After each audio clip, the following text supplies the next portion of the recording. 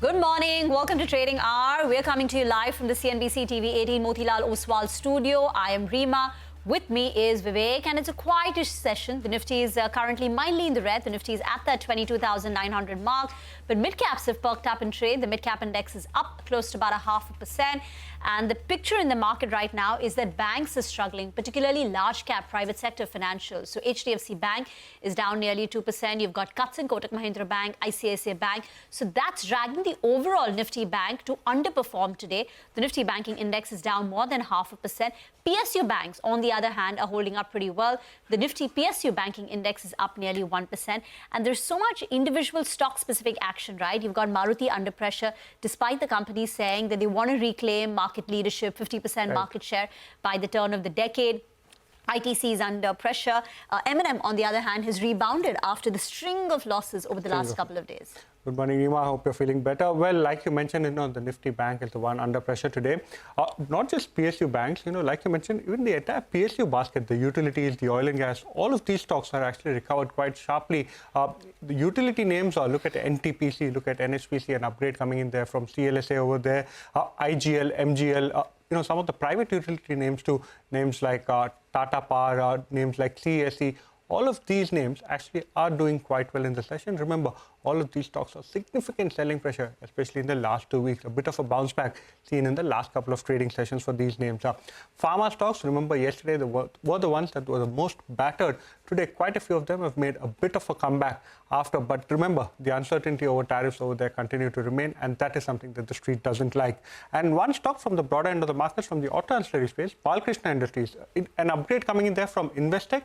Post that the stock today is up over 2.5%. There's one more stock I was watching, and that's RateGain. And the stock continues to recover. Just earlier this week, it had hit a fresh 52-week low of 475. This is after the stock practically halved, because the all-time high was 921. It went down to 475. And since then, the stock has gained close to about 50 rupees in a span of about a few days. And just one word, I was talking to a few analysts. They're saying valuations now are very attractive relative to peers. Now, for instance, RateGain is trading at about 23, 24 times forward P, FY27. TBO Tech, not strictly comparable, but in the same travel space, that is trading at more than 30 times. So after this kind of a fall, valuations relative to peers have emerged a little more compelling. But auto stocks are under pressure today, particularly M&M. Now, SIAM has projected just a 1 to 2% growth for passenger vehicles for FY26. To discuss the impact on these companies, we have with us Jay Kale, Senior Vice President Research at Elara Capital, now joining in. Jay, first, for the benefit of our viewers, give us a synopsis of what came out of the SIAM meet and what stood out for you. Yeah, I think, they have this yearly conclave, looking ahead conclave, where they give the growth guidance for FY20 the following year. And over here, I think, passenger vehicles was something that stood out. They've guided for a 1 to 2% growth rate for FY26. Now, broadly, us as well as the street probably would be in the range of 5 to 7% for FY26. So this did come in a little lower than our estimates. Of course, these are initial estimates, and then they kind of, get updated during the course of the year. But at least to start off with, that has been a little bit of a lower than estimate growth rate guidance that they've given. For two-wheelers, it was pretty healthy at around 8 to 10%. And CVs was also decent at 4 to 5. Those were largely in line with estimates. But I think passenger vehicle is something where some bit of a lower than estimate guidance came in. So, Jay, let's talk about passenger vehicles, because that's where the miss is. Versus estimates of 5 to 6% growth, we're now looking at 1 to 2%. Now, individual companies also shared how they see FY26 progress. So where do you think, which companies, according to you, in the passenger vehicle space sounded most downbeat? Or where is the miss versus expectation when you drill it down to individual companies? Yeah, I think, you did have the industry growth projections given by companies. Obviously, companies wouldn't speak about their own growth aspirations or growth projections in this forum. But industry growth, 1 to 2%. Broadly, what was expected is, the first-time car buyers, street were expecting them to come back in FY26. Now, if the industry has to grow in a meaningful way, it has to be led by first-time buyers coming back as well. Now that the growth expectation is 1 to 2%, probably the comeback of first-time buyers may not be as strong as what one would have earlier thought, and probably there's a more delayed recovery. Because mind you, this percent growth rate of FY26 is marginally lower than what probably they would end at in FY25, and we had thought that things should accelerate in FY26, but that doesn't seem to be the case, at least as of now. Of course, SUVs are expected to outperform. That was the broader thought that the trend of SUVs led by new launches. I think most of the launches are going to happen again in SUV space in FY26, like it was in the last few years. So that segments would outperform. But the first-time buyers, the expectation is that it will still remain a little muted. Jay, talking about the four-wheelers, continuing to talk about the four-wheelers.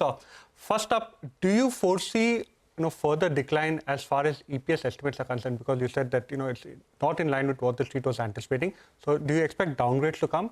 And along with that, do you also anticipate some multiple cuts coming in from sell side, especially when it comes to the passenger vehicles, names like Maruti, Hyundai?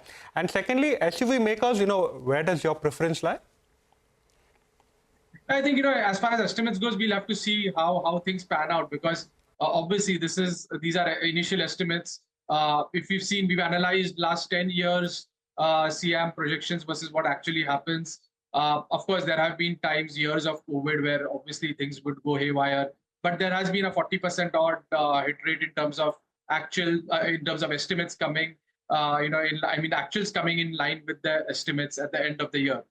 So we'll have to see how it goes. Of course, in the last 2 or 3 years, they have been bang on in terms of what their estimates were and what actually panned out.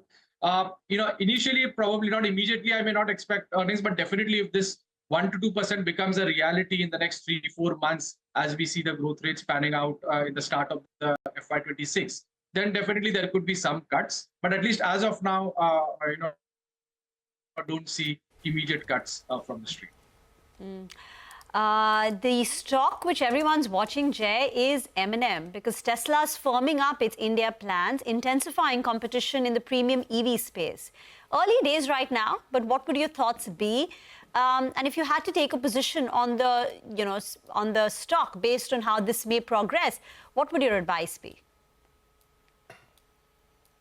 I think still early days, there have been multiple, I think in the last 1 or 2 years, probably one of the maximum amount of news flow has been in terms of Tesla entering. Of course, this time around with Modi also interacting with them. We'll have to see how it goes. But Tesla's price points also, we need to see at least the current price points of Tesla, even if we take lower duty, are decently high and meaningfully higher than what the price points of M&M, Tata Motors, Maruti, etc. are.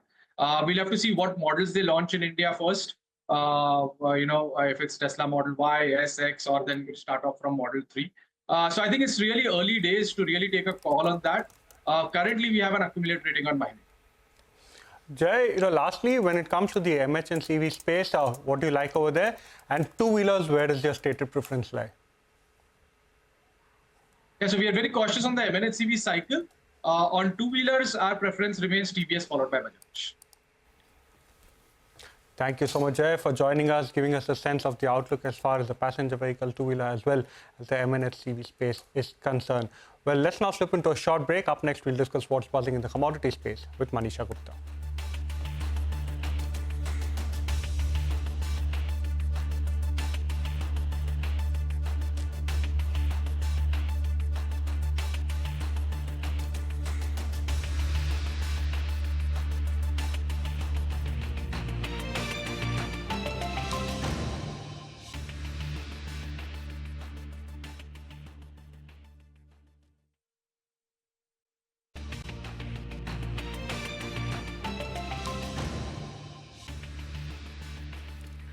Welcome back to Trading Hour. Well, let's now shift focus to the commodity space. Manisha joins in, and today, Manisha is focusing on silver. Well, yes, I'm doing that, and the silver prices are holding around $33 an ounce, which is the highest in last 3 months.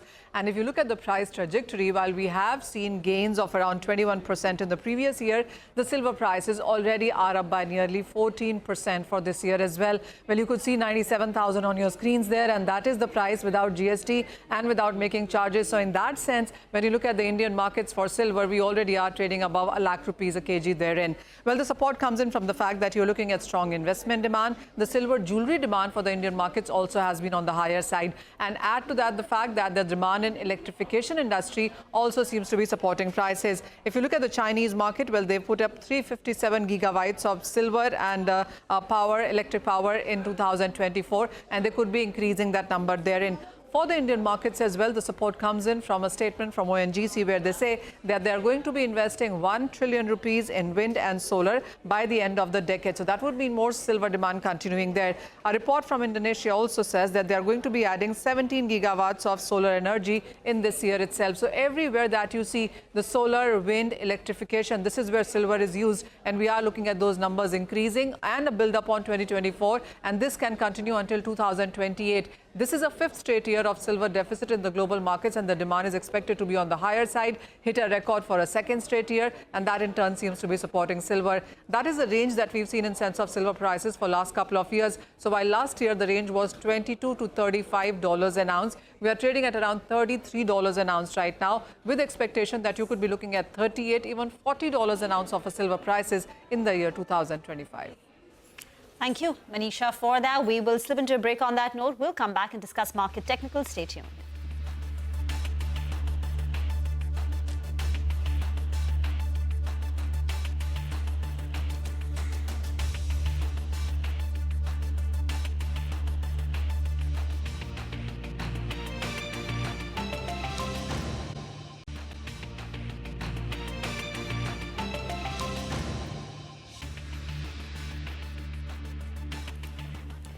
Welcome back. Let's straight away talk about Just Dial, because that's a stock which is surging in trade. This is after Nuvama has upgraded the stock to a buy from a hold rating. Target price remains unchanged at 1,140, and the key reason for the upgrade is compelling valuations. They're saying that Just Dial has been accumulating a lot of cash. The cash on the books is more than 5,000 crore rupees, which is approximately 70% of the company's current market cap. Not just that, even in the future, the company will continue to accumulate more cash. So according to them, they could add another 1,000 crore of cash in the next 2 years. So they've listed out two scenarios. One in which the company does not give out dividend, right? They hold on to all the cash. So therefore, the market cap is 7,000 crore rupees, a little bit more now after the run-up. The cash in the books is 6,000 crore rupees. So therefore, the core business is valued at only 3 times, which according to them, 3 times PE, which is the lowest historically, right? A valuation of 3x. Secondly, the assumption is that maybe they start paying out dividend as the company had spoken about in the past.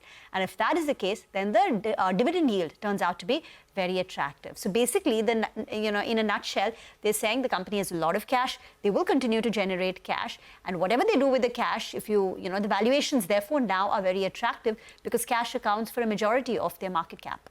Thank you so much, Reema, for joining us. And Just Dial, was a sharp mover yesterday and up over 2% today as well. Well, moving on, Shivangi Sarda from Motilal Oswal Financial Services joins us for a quick technical check on the market. Thank you so much for joining us, Shivangi. Good morning. What are you making of the markets at the current levels? Having me. Markets have been on a very roller coaster ride, and even though support based buying is intact, but there is some sort of pressure at the higher zones, which is making the upside cap. Now, talking specifically about Nifty, we've seen that from the last 4 trading sessions, it has been trading in a very range bound manner, but the swings are intact, very wild within this range. Even though India VIX is down by another 2% today, but it is above 15, which is causing some sort of trouble to the bulls. But nevertheless, we are seeing buying on the decline. So we are recommending the buy on decline strategy to continue here. But of course, with option strategies to play with rather than the naked, buying of the options because of the swings. So we are expecting 23,250 marks for Nifty as the next level, but of course 23,000 will be an important psychological level to cross and hold because there is a lot of call unwinding which is yet to happen over here. Now, support 22,725 is an important support, which is the low of the week, and it will act as an important level here.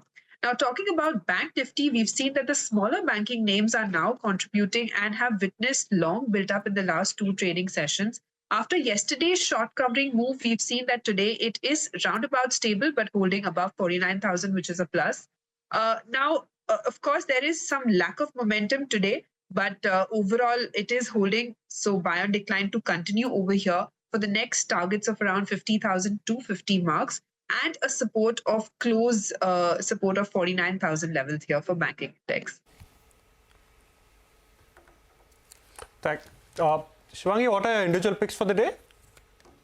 So individual picks on my radar. First up is Bajaj Finance. We've seen a consolidation of the last 5 trading sessions, and on the weekly basis, it is on the verge of a triangle pattern formation breakout. Now, this has been one of the most resilient stocks in such kind of a market scenario. And, we've seen this stock coming out of its cluster zones of 78, 80 levels on the monthly basis, which is now acting as a good support positionally. So, of course, there is a role reversal here, which has happened, beautifully structured on the daily frame, and open interest addition on the long side are confirming the upside move that we could expect here. Now, the next targets that we're looking at for Bajaj Finance is around about 87.70 levels. So recommending a buy here with a stop loss of 8,200 levels. Now, the second pick on my radar is JSW Steel. Metal and steel pack is in action, and this one has made a good bottom near 880 odd levels. And we've seen that there has been a RSI shift here in the positive trajectory and holding above its key moving averages on the daily frame. Now, IVs have cooled off for this one, which is supporting the bulls at these levels, and recommending a buy here with a target of 1,025 with a support of 960 zone. Okay, thank you so much, Shivangi, for joining us and giving us a sense of what exactly has transpired as far as the technical trends in the markets are concerned. Let's now take a short break. Up next, we'll discuss market fundamentals with Nilesh Shetty.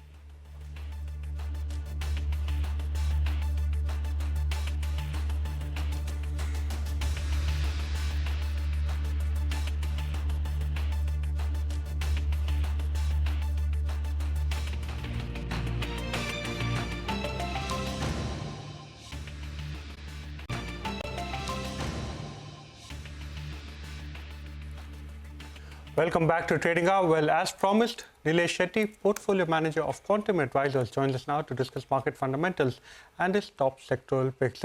Thank you so much, Nilesh, for joining us. First up, you've seen quite a bit of a correction and a bit of a bounce back as far as the mid and small caps are concerned. What are you and how are you assessing the market at the current levels? Yeah, the correction is not a surprise at all. It was long overdue. It still doesn't reflect retail selling. Given the rally that has happened, and given that a lot of the money has come in over the last sort of 2 years at valuations that have not made sense, I'm assuming a lot of the mutual fund investors especially are staring at losses in their mutual fund NAVs, especially in the small and mid cap ones. At what point does that reverse and you start seeing selling? And that has happened in all previous corrections, including during 2008 and including after COVID, where retail investors start selling or redeeming from mutual funds, which triggers another set of correction. So I think that leg is still pending. So there could still be a lot more pain. And you have to understand, in that bucket, liquidity is not that easy. It's a very shallow market. And if you're trying to liquidate stocks, you don't find buyers at the other end. So there is a stabilization right now, but I think there is significant pain left in that bucket still. I think the larger cap names are a lot more reasonably valued. And I think if you're a long-term investor, especially if you have a shorter term horizon, I think you should be careful in that small and mid cap space. I think there could be more correction underway. More correction underway. How deep could the correction go, to your mind, Nilesh? At what point should people start deploying money at an index level? When you look at the mid-cap P, when we looked at the forward estimates, it still trades at about 37% premium to the Sensex trailing price to earnings multiple. So, you have to be careful. there's no reason for that bucket to trade at a significant premium because most of the company managements there are not that great a quality. And they tend to be a lot more volatile in terms of upcycle and downcycle in terms of PE expansion. So in a bull market, they expand quite materially above the sort of large caps. And in the correction, they correct quite materially and move actually lower than the large caps. So there could be a price correction, which looks likely at the moment, but there could also be a time correction where they underperform the large caps by a fair margin over the next 2-3 years. But that's difficult to say. I think optically it looks like another 15-20% is possible in that bucket quite easily. But again, there's no way of forecasting it. It highly depends on how the retail investors react at the moment. Nilesh, at the end of Jan, if we aren't mistaken, you were close to 14 to 15% holding cash in the portfolio. So do you see incremental opportunities? Are you comfortable continuing to hold cash? And where are you seeing those incremental opportunities to add? Yeah, I mean, for us, the cash is always a residual of the strategy. It's just that we've sold out of companies and we've not found new names.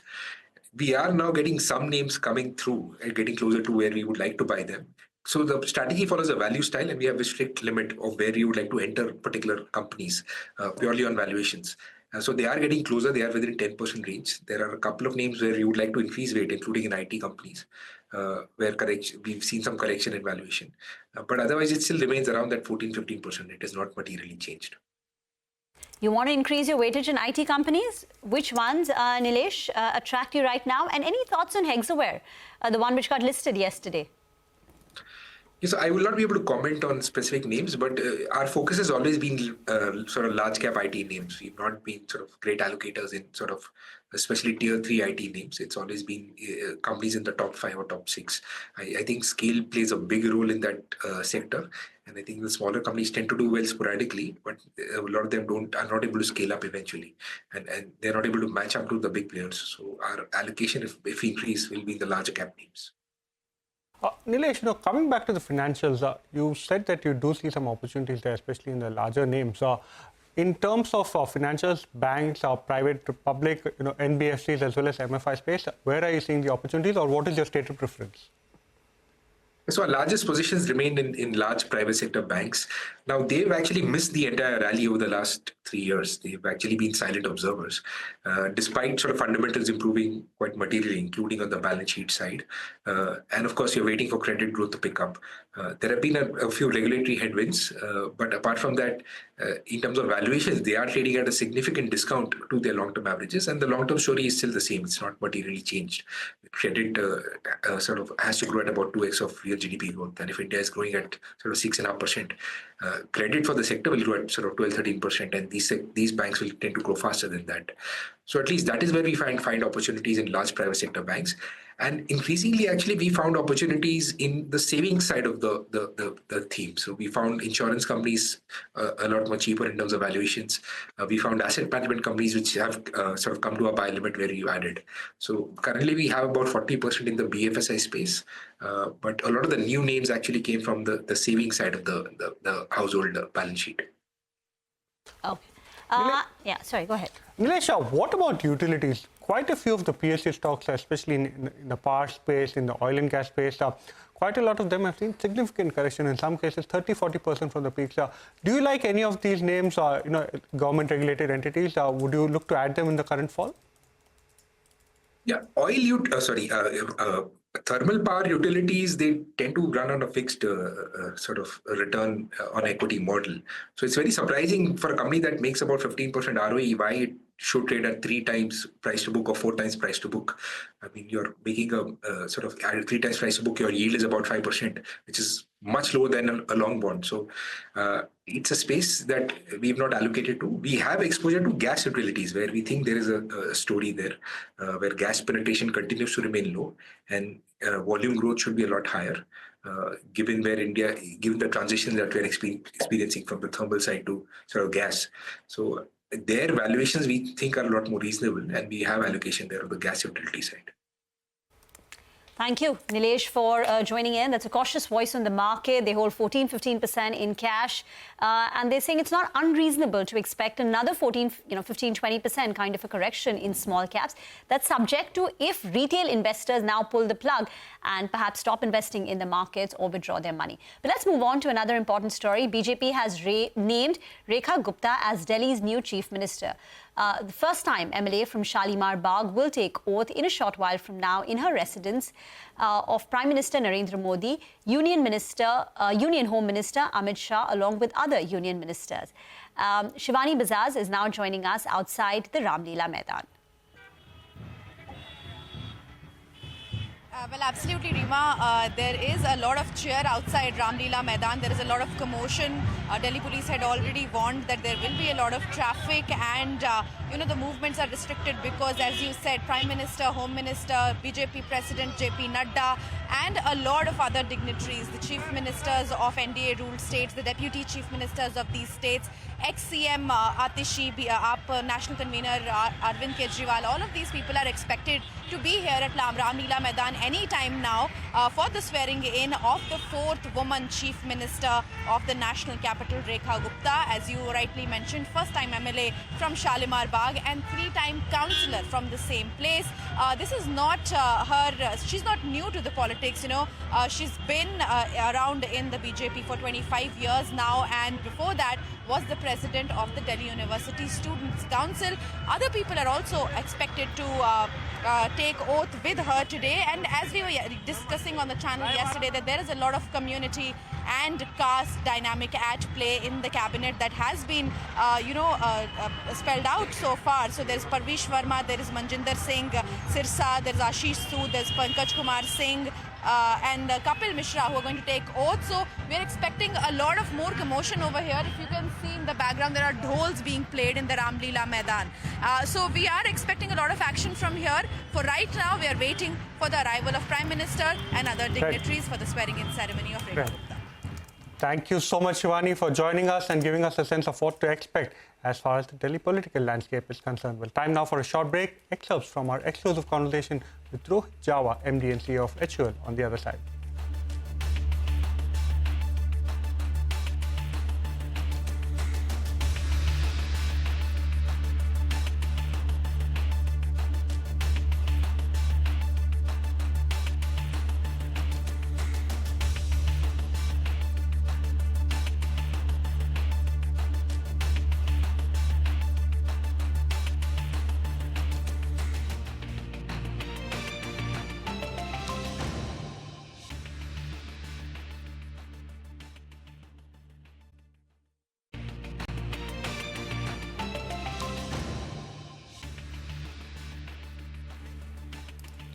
Welcome back. We are extending our existing brands to be future-ready and like minimalist R&D focus and single-mindedness, says Hindustan Unilever's MD and CEO Rohit Java.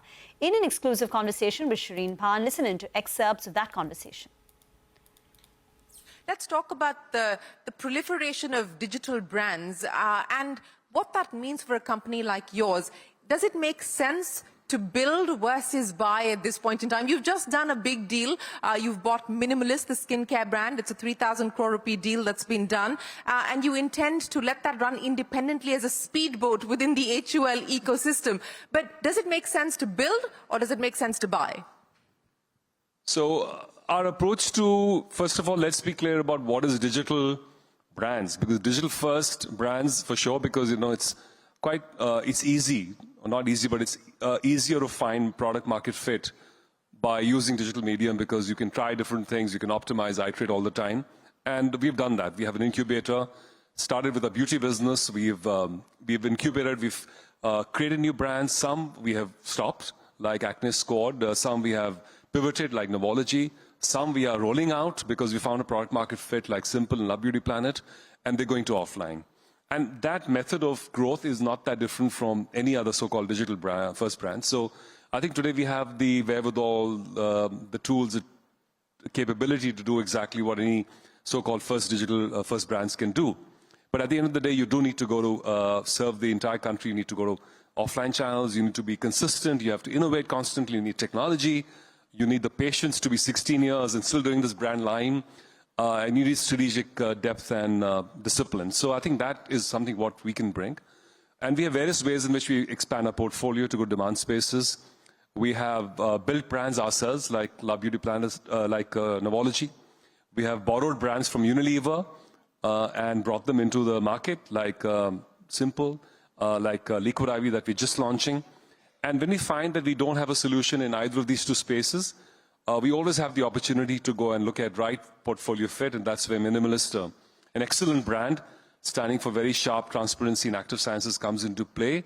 And let's not forget, we have a massive range of existing brands that can also stretch to wherever they can stretch. A Lakme or a Pond's can get into new spaces. Lifebuoy, our oldest brand, 100-year-old, is getting back into freshness shortly, is getting relaunched as we speak, starting from Comb. So yes, so I mean, we use all tools and all levers to build our portfolio to basically be future ready.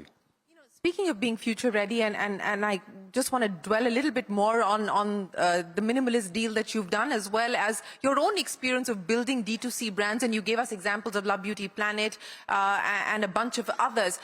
You know, what has been the challenge there, and what has been the lessons perhaps that you've picked up on from the deal that you've done with Minimalist on how they may have potentially done things differently to have been able to cross the threshold of getting to a 500 crore rupee ARR number in, what, 4 or 5 years?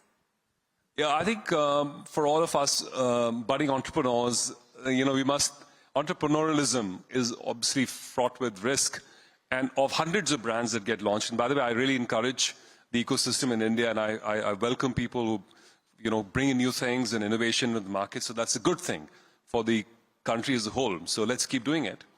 But at the same time, acknowledge that there is a risk involved, and most brands don't scale beyond 100 crore mark, and it's hard to go to 200 crores. It's even harder to go to 500 crores, and then very few make it to 1,000 crores, and so on and so forth. So I think the first thing is that there's an element of chance in getting the right product fit and having everything working for you. So within that, there are a few assets that you know, we've scanned, and we found Minimalist as being one of those. And the brands that really do break through have a few things, I think, about them. One is that the sharpness on finding a real solution to a real gap in the market. So Minimalist found the gap in transparency and science, and, you know, being really good on product.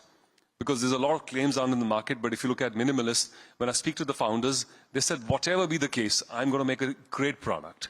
And we found their R&D focus extremely good. So it starts from having a fabulous product, and they've kept the brand very consistent, very clean, very single-minded, and they've been very careful in pricing and not trying to get ahead too soon, having the patience to be profitable even in the first 5 years, and a frugal mindset, and getting immersed in the whole world of Minimalist.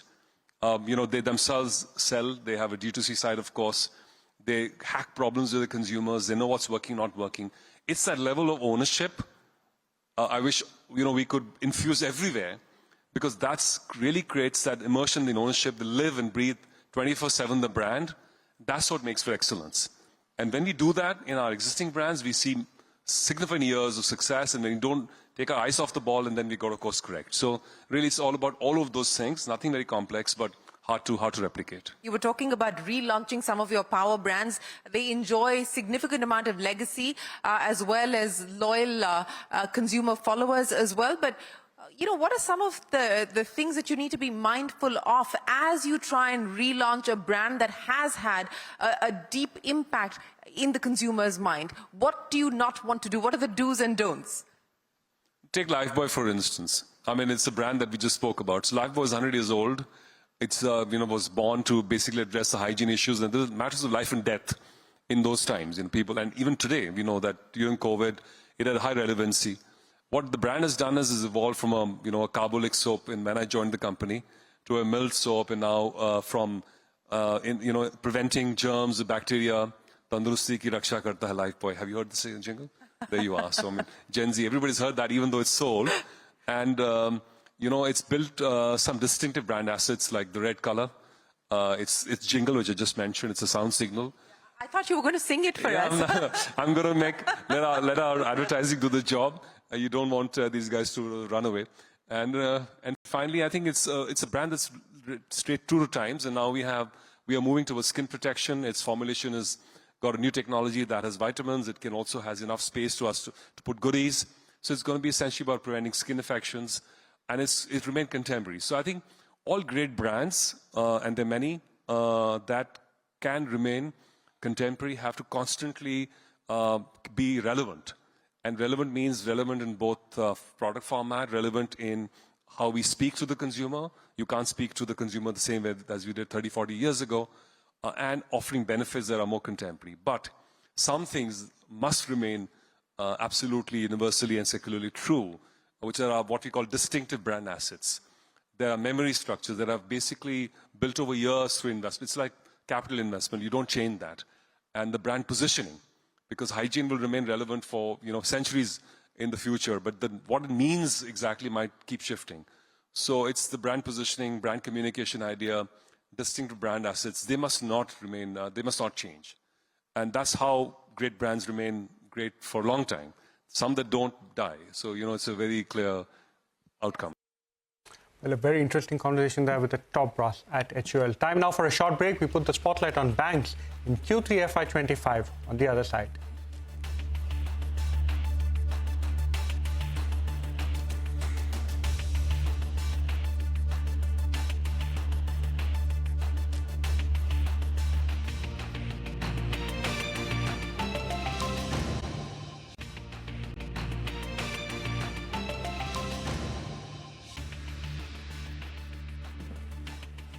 Welcome back to Trading Hour. Well, this is our special offering, Fin Street. Abhishek puts the spotlight on how banks fared in the third quarter of FY25. Abhishek, over to you. Banking sector performance in Q3 FY25 was led by PSU banks. PSU banks outperformed private banks on key parameters like loan growth, net interest income growth on a sequential basis, asset quality, as well as return ratios. However, they lost out to their private counterparts with respect to net interest margin. But before we come to comparative performance between these two, let's take stock of the industry trend seen in Q3 FY25. So, Indian banking sector reported one of the lowest net interest income growth in last few quarters. So deposit growths are coming in at a huge cost, and unsecured growth, especially for private banks, is moderating, thereby impacting the net interest margin of the banking sector. Sequentially, if you take a look, operating profits for the banking sector declined the highest in last 5 quarters. This was also due to the fact that treasury income was strong in Q2 FY25 for many banks. Profit after tax declined for the sector sequentially, third time in last 5 quarters. So coming back to PSU versus private banks, the net interest margin of PSU banks declined by 11 basis points quarter on quarter, and that of private banks actually improved by 4 basis points sequentially. Now, PSU banks had entered the low-yielding corporate segment in the last few quarters, which actually was vacated by the private banks at lower yields. So this impacted their ability to hold on to healthy net interest margins. Now, PSU banks have not been into unsecured lending in the retail segment over the last few years. Guess what? That actually saved them from asset quality woes. So for 5 quarters in a row, their quarterly annual slippage ratio has been lower than that of private banks. In Q3 FY25, the slippage ratio might be at historical lows for PSU banks at around 0.7%.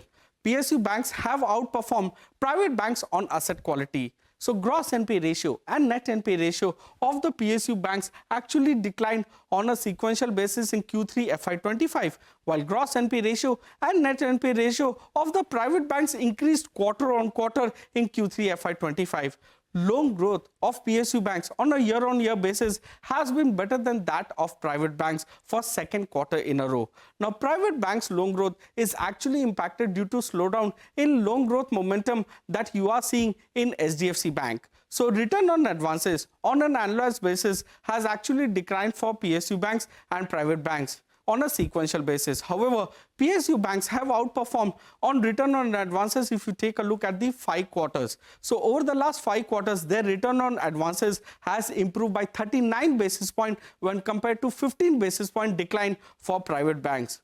Overall, lenders focused in the microfinance sector like Utkarsh Small Finance Bank Suryodaya Small Finance Bank and ESAF Small Finance Bank have seen their net interest income decline between 10 to 14% on a sequential basis and from +9 to -19% on a year-on-year basis. Now, these three lenders have seen massive operating profits decline. On a year-on-year basis, it's ranged between 27% to 56%, while on a sequential basis, it's ranged between 11% to 44%. Now, ESAF SFB and Utkarsh Small Finance Bank are the only lenders to report net loss in Q3 FY25 amongst all the banks. Now, pain is not only on the asset quality, but also on the top line for some of the lenders who are actually focused in the MFI or microfinance sector.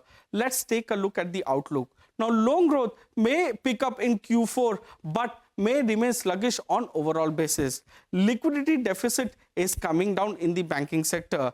Deposit growth may inch up a bit, but the cost of deposit will remain elevated. So you can expect the net interest margin of the banking sector to remain under pressure relatively more for private banks than PSU banks. Slippages will remain elevated, which can impact the return on assets for the banking sector. Valuations, they remain inexpensive, but may remain at current levels until earnings downgrade cycle ends. Thank you so much for that, Abhishek. A very interesting wrap-up of how Q3 FY25 panned out for the entire lending landscape. Well, with that, it's a wrap on this edition of Trading Hour. Stay tuned. Halftime Report is up next.